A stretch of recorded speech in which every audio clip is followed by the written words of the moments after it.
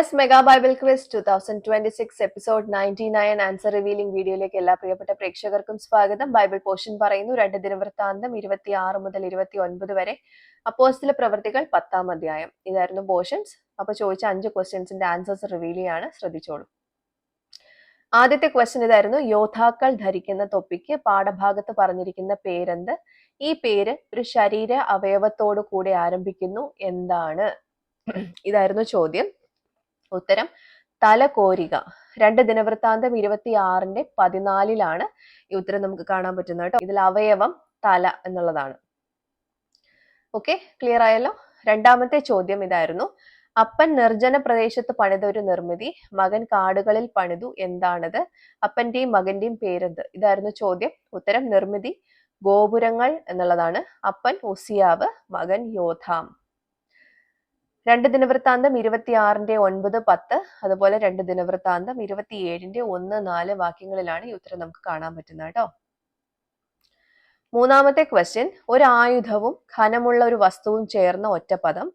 ഇവ രണ്ടും ബൈബിളിലെ ഒരു രാജാവ് ജയത്തിനായി ഉപയോഗിച്ചിട്ടുണ്ട്.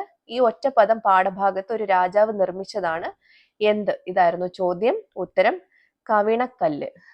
2 ദിനവൃത്താന്തം 26-14 നമുക്ക് കാണാൻ പറ്റുന്നത് കേട്ടോ. ആയുധം കവിണ, വസ്തു കല്ല്. ദാവീദ് ഗോലിയാത്തിനെ ജയിപ്പാൻ ഇവ രണ്ടും ഉപയോഗിച്ചു. ഒറ്റപ്പദം കവിണക്കല്ല്, ഉസിയാവ് നിർമ്മിച്ചു കേട്ടോ. നാലാമത്തെ ക്വസ്റ്റ്യൻ: പുതിയ നിയമത്തിൽ വിലക്കപ്പെട്ടത് അല്ലെങ്കിൽ അനുവദിക്കാത്തത് എന്നർത്ഥം വരുന്ന ഒരു പദം ഏത്? ഉത്തരം നിഷിദ്ധം. അപ്പോസ്തല പ്രവർത്തികൾ 10-28 നമുക്ക് ഈ ഉത്തരം കാണാൻ പറ്റുന്നത്. ഓക്കെ. അഞ്ചാമത്തെ ക്വസ്റ്റ്യൻ ഇതായിരുന്നു: യഹോവയ്ക്ക് ധൂപം കാട്ടുവാൻ ഉസിയാവിനെ സമ്മതിക്കാത്തത് എത്ര പേർ? ഉത്തരം 81 പേർ.